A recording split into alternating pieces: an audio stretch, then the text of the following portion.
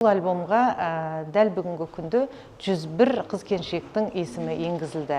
Бұл альбомның жалпы идеясы қайдан пайда болды? Осыдан тура бір жыл бұрын біздің академияда, Қазақстан Республикасы мемлекеттік басқару академиясында өзгерістер офисінің бастамасымен үлкен жоба жүзеге асқан болатын, 100 күндік жоба. Сол 100 күндік жоба аясында біздің Шығыс Қазақстан облысының филиалы «Бір ел, бір тағдыр» деген жобаны жүзеге асырдық.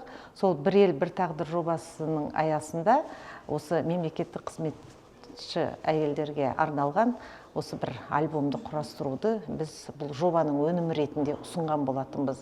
Сол идеямыздың барлығы толықтырылып, міне тура бір жыл өткеннен кейін осы альбомның тұсауын кесіп отырмыз.